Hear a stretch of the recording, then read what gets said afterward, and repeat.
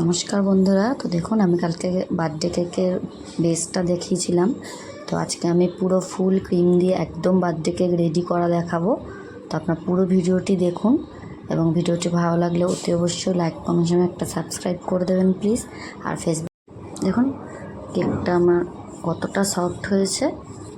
একদম আমি কেটে পুরো ভিডিওটি আপনাদের সঙ্গে শেয়ার করলাম। অবশ্যই কালকেরটা একবার দেখে নেবেন, যারা দেখেননি আজকেরটাও দেখে নেবেন, তাহলে পুরো ভিডিওটি বুঝতে পারবেন আমি কিভাবে জন্মদিনের বা যে কোনো পার্টির কেক কিভাবে বানাই। তো দেখুন কেকটা আমার এত সুন্দর জালিদার হয়েছে এবং এত সফট হয়েছে যে আমি কাটছি, দেখুন কি সুন্দরভাবে হয়ে গিয়েছে। প্রত্যেকটা কত নরম হয়েছে, কত সুন্দর হয়েছে। দেখুন এবার এই কেকটাকে আমি সাইডে রেখে দিচ্ছি। তো এখন আমি ক্রিমটা বানাবো। তো ক্রিম বানানোর জন্য আমি কিন্তু হুইপ ক্রিম ইউজ করে নিচ্ছি। তো আমি 1 কাপ প্রথমে দিয়ে নিলাম, মানে টোটাল আমি 2 কাপ দিয়ে হুইপ ক্রিমটা করব। আপনাদের যতটা পরিমাণ ততটা লাগবে ততটাই দিয়ে নেবেন। তো আমি এখানে 2 কাপ মতন দিয়ে নিয়েছি। এটা আমার কেকের মেজারমেন্ট কাপ। অবশ্যই আমি কেকের মেজারমেন্ট কাপ দিয়েই মেপে সব কিছু করি, তাহলে কিন্তু ভালো হয়। বাড়ির কাপে কিন্তু খুব একটা বোঝা যায় না কতটা কম বেশি হবে বা কিছু। তো আমি এই জন্য এই কাপগুলো ইউজ করি, যেহেতু আমি প্রফেশনাল করি তাই। তো আমি হুইপ ক্রিম নিয়ে আমি ভালো করে এটাকে হুইপ করে নিচ্ছি। দেখুন হুইপ করে নিলে কী হবে, পুরো ফেনা ফেনা হবে, পুরো একদম হালকা হয়ে যাবে ক্রিমটা। তখন কিন্তু বুঝতে হবে আমাদের ক্রিমটা বিট করা হয়ে গিয়েছে। তো এই বিটটা কিন্তু খুব জরুরি, তা নাহলে কিন্তু কেকটা ভালো হবে না। আর এই বিটের কিন্তু একটা নিয়ম রয়েছে, তো খুব বেশি করলেও হয় না এবং খুব কম করলেও হয় না। খুব বেশি করে যদি হয়ে যায় তাহলে কিন্তু ক্রিম ফেটে যায়, তখন কিন্তু ভালো হয় না। আর ঠিক এরকমভাবেই বিট করতে হবে, একদম হালকা হয়ে যাবে দেখবেন, তখন বুঝবেন এটা হয়ে গিয়েছে।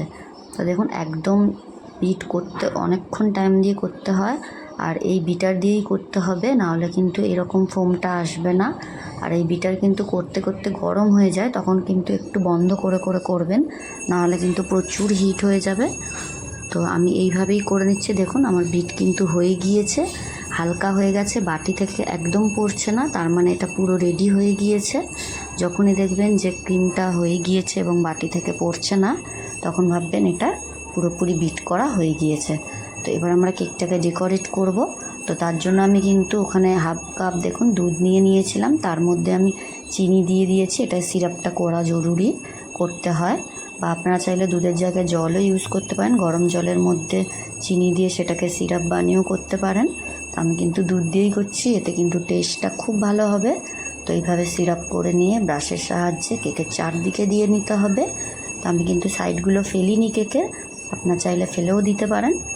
তো এইভাবে আমি দিয়ে নিচ্ছি। এবার আমি ক্রিম দিয়ে নিচ্ছি 1 কোটিং। তো পুরো ভিডিওটি দেখুন, আশা করি আপনাদের ভালো লাগবে। তো পুরো ক্রিমটা আমি কেকের চারপাশে দিয়ে নিয়ে এবার কেকটাকে সাজিয়ে নেবো সুন্দর করে। এটা কিন্তু একটু হাতের কাজ, একটু অভ্যস্ত না হলে খুব একটা ভালো হয় না। আপনারা করতে করতে কিন্তু অতি অবশ্যই একবার ঠিক হবে। আর আমি যেহেতু পাইনাপেল ফ্লেভার কেক বানাচ্ছি, তাই জন্য আমি পাইনাপেল এসেন্স দিয়ে নিয়েছিলাম কেক বানানোর সময়, আর এটা আমি পাইনাপেল জেলি দিয়ে নিলাম। তো পাইনাপেল জেলিটা দিয়ে পুরোটা ওর সঙ্গে দিয়ে নিলাম। দিয়ে এটা কিন্তু আমার হোয়াইট মিল্ক চকলেট যে থাকে সেটা আমি ক্রাশ করে নিয়েছি, সেটাকেও আমি দিয়ে নিচ্ছি। এতে কিন্তু টেস্টটা খুব ভালো হবে। আমি কিন্তু কেক করার সময় অনেক কিছু ইউজ করি, যার জন্য টেস্টটা খুব ভালো হয়। তো অনেকেই কিন্তু এমন কিছু করে না, সামান্য সিম্পল সাজিয়েই দিয়ে দেয়, তো তাদের কেক কিন্তু আলাদা টেস্ট হয়। আর আমি কিন্তু একটু বেশি জিনিস দিয়ে করি, এতে কিন্তু খেতে আরও বেশি ভালো হয়। তো এইভাবে 1 কোটিং দেওয়ার পরে তারপরে আর একটা কেকের দিয়ে দিলাম পিস, দিয়ে এটাকে আবারও আমি সিরাপ দিয়ে ভিজিয়ে নিয়েছি। দিয়ে আমি আবারও এইভাবে ক্রিম লাগিয়ে নিয়ে তারপরে পাইনাপেল জেলি চকলেট সব দিয়ে নিয়ে তারপরে নেক্সট পার্ট দেবো, বা এই সময়ও দিতে পারেন আবার, অথবা পরেও দিতে পারেন, তাতে কোনো অসুবিধা হবে না। তো এইভাবেই কিন্তু আমি পুরো কেকটাকে সাজিয়ে নিচ্ছি। দেখুন কত সুন্দর হয়েছে আমার। তো এইভাবে আমি 2 পার্ট দিয়ে নেওয়ার পরে চারদিকে সমান করে নিচ্ছি, নিয়ে তারপরে আমি আরও একটা পার্ট বাকি আছে সেটাকে দেব। আর আমি কিন্তু এই কেকটা 2 পাউন্ডের বানিয়েছিলাম, 2 পাউন্ডের। তো 2 পাউন্ডের কেক আমি বানাচ্ছি, এই জন্য দেখতেও বড়ো হয়েছে, খেতে কিন্তু দুর্দান্ত হবে আশা করি। তো এভাবে আমি দু লেয়ার করে নেওয়ার পরে আরও একটা কেকের লেয়ার দিয়ে নিলাম, দিয়ে আমি আবারও চকলেট সিরাপ দিয়ে ভালো করে ডিপ করে নিচ্ছি, কারণ এটা দেওয়া খুব জরুরি, তাহলে কিন্তু কেকটা সফট হবে এবং খেতেও দারুণ হবে। আর আমি কিন্তু এই পার্টে কেকের ওপরেই দিলাম আমি পাইনাপেল জেলিটা এবং চকলেটটা দিয়ে আমি এর উপরে ক্রিম দিয়ে নিলাম, দিয়ে এবার এটাকে পুরো সমান করে নেব। তো দেখুন এইভাবে প্রত্যেকটা জিনিস দিয়ে সুন্দর সুন্দর করে লাগিয়ে এবার এই যে এক কোটিং লাগিয়ে আমি কিন্তু ফ্রিজে একটু রাখবো সেট হওয়ার জন্য, তারপরে কিন্তু ক্রিম লাগাবো। এটা করলে কিন্তু ক্রিমটা খুব সুন্দরভাবে কেকের মধ্যে লাগে এবং ভালোও হয় বানানোটা। তো এইভাবে আমি এক কোট লাগিয়ে নিয়ে তারপরে আমি 10 মিনিটের জন্য জাস্ট ফ্রিজে রেখেছিলাম সেট করার জন্য। দেখুন এইভাবে লাগিয়ে নিচ্ছি, আগে পুরো প্লেন করে নেব, চারধার দিয়েও পুরো ঘুরিয়ে ঘুরিয়ে আমি প্লেন করে নিচ্ছি। নেওয়ার পরে 10 মিনিট রেখে দিয়েছিলাম, দিয়ে এবার আমি কেক বোর্ডের মধ্যে তুলব কেকটা। দেখুন এই যে আমি কেক বোর্ড নিয়ে নিয়েছি, তো এর মধ্যে কিছুটা আগে ক্রিম লাগিয়ে নেব, যাতে ক্রিমটা কেকটা দেওয়ার পরে ওটা যেন স্লিপ খেয়ে না পড়ে যায়, তাই জন্য কিন্তু এইটা দেওয়া খুব জরুরি। কেক বোর্ডের মধ্যে আগে ক্রিমটা দিয়ে নিচ্ছি, দিয়ে কিন্তু এবার আমি কেকটাকে তুলে দেবো ওর মধ্যে। দেখুন এটা কিন্তু খুব সাবধানের কাজ, ভীষণ সাবধানতা অবলম্বন করে এই কাজটি করতে হয়, অবশ্যই আপনারা সেই দিকটি খেয়াল করবেন। দেখুন এটাকে আমি তুলে নিলাম, আস্তে করে তুলে নিচ্ছি যাতে কোনো অসুবিধা না হয় এবং ভেঙে না যায়, সেদিকটা অবশ্যই খেয়াল রাখতে হবে। দেখুন আমার কেকটা কিন্তু উঠে গিয়েছে খুব সুন্দর। তো এবারও এটাকে আমি রাখবো আরও 5 মিনিট ফ্রিজে, কিছুক্ষণ রেখে দিচ্ছি। দেওয়ার পরে আমি আরও যে কালার ইউজ করব সেটা করে নিচ্ছি। তো দেখুন আমার বাটিটা বড় ছিল যে ক্রিমটা, তো এই জন্য আমি অর্ধেক বাটিতে আমি একটু ইয়েলো কালার ইউজ করে নিচ্ছি। এগুলো ফুড কালার, কোনো কিন্তু বাজে কালার নয়, আমি এই কালারই ইউজ করি। তো এটাকে দিয়ে আমি এক সাইডে ইয়েলো কালারটা মিশিয়ে নিলাম, এটা আমি কেকের মধ্যে আবারও দেব। তো দেখুন কেকের মধ্যে আমি দিয়ে নিচ্ছি, এবার এটা হয়ে গিয়েছে। এবার কেকটা ফ্রিজ থেকে বার করে নিয়ে ওর মধ্যে দিয়ে নেব। দেখুন বার করে নিয়েছি, কেকের মধ্যে ইয়েলো যে ক্রিমটা বানিয়েছিলাম সেটা লাগিয়ে নেব পুরোটা,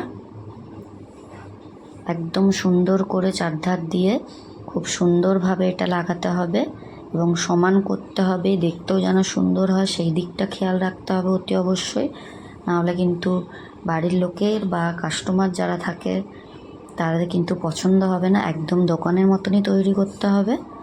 তা এটা কিন্তু ঘরে যারা বানায় তারা অবশ্যই জানে, ভীষণ সময় সাপেক্ষ কাজ, ভীষণ টাইম লাগে করতে।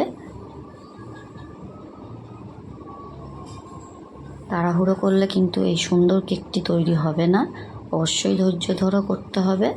তো আমি কিন্তু ক্রিমটাকে লাগিয়ে নিয়েছি, কিন্তু পুরো সেট করার জন্য, সমান করার জন্য আমি কিন্তু এরকম কার্ড ইউজ করি। কার্ড না করলে আপনারা দোকান দিয়েও কিনে নিয়ে আসতে পারেন, এরকম সমান করার জন্য পাওয়াই যায় ওগুলো। তো সেগুলো ছাড়াও যদি আপনারা মনে করেন ঘরে কী দিয়ে করবেন বুঝতে পারছেন না, তখন কিন্তু এরকম পুরনো এটিএম কার্ড সেটাকে পরিষ্কার করে নিতে পারেন, সেগুলোকে নিয়ে এরমভাবে কিন্তু সমান করেছে। দেখুন কত সুন্দর সমান হয়ে গিয়েছে পুরো। তো এবার যে চারধারে যে ক্রিমগুলো লেগে গিয়েছিল সেটা আমি একটা কাপড় ভিজিয়ে পরিষ্কার করে নিচ্ছি যাতে পুরো নিট অ্যান্ড ক্লিন থাকে। তো আবারও আমি একটু এবার ব্লু কালার দিয়ে নিয়েছি, আমি একটু হালকা গ্রিন আনতে চাইছি। তো যেহেতু আমার ইয়েলো কালার মেশানোই ছিল, তো তার মধ্যে আমি একটু গ্রিন কালার দিয়ে নিচ্ছি। ব্লু কালার দিয়েছি, তো এবার গ্রিনটা হয়ে গেল ইয়েলো আর ব্লু মিশিয়ে।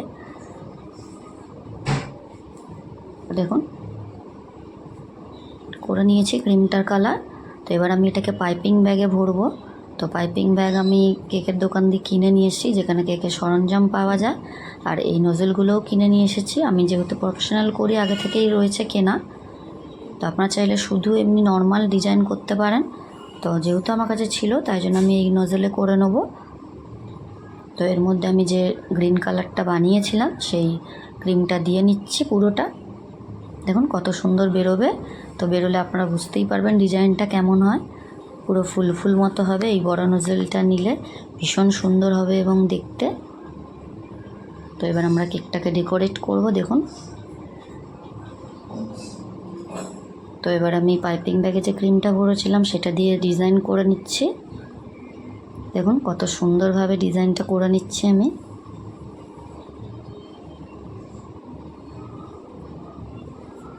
ফুলগুলো কত সুন্দর একদম বোঝা যাচ্ছে, পুরো এবার দেখতেই লাগছে দোকানের মতন।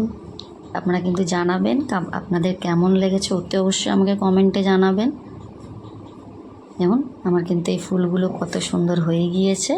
তো এবার ফাইনাল যে নিচে যে ডেকোরেটটা করতে হয় সেটাও আমি করে নিচ্ছি। আপনারা আপনাদের পছন্দ মতন ডিজাইন দিতে পারেন। তো আমার কেকটা অলমোস্ট ফিনিশড হয়ে এসেছে। অতি অবশ্যই আপনারা আমাকে জানাবেন এবং ভিডিওটি ভালো লাগলে লাইক কমেন্ট শেয়ার করে দেবেন একটা।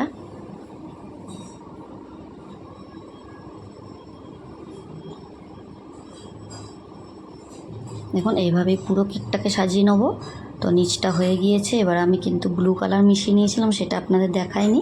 তো ব্লু কালার দিয়ে আমি ফাইনাল যে ডেকোরেটটা সেটাও করে নিচ্ছি। তারপরে আমি কিছু বল ছিল আমার কাছে, রাইস বল কালারিং, সেগুলো দিয়েও পুরো ফাইনাল ডেকোরেশন আমার রেডি। আপনারা অতি অবশ্যই জানান।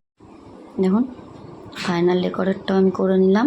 তা আমি কিন্তু এটা টিচার্স ডের জন্য বানিয়েছিলাম, যেহেতু আমার মেয়েদের ড্রয়িং ক্লাসে একটু দেরি করেই টিচার্স ডেটা সেলিব্রেট হয়েছে। তো এখানে আপনি টিচার্স ডের জায়গায় বার্থডেও লিখতে পারেন। তো যে যার পার্টি অনুযায়ী লিখে নেবেন এগুলো। আমি হ্যাপি টিচার্স ডে লিখেছি। তো আপনারা জানাবেন কেমন হয়েছে। টাটা।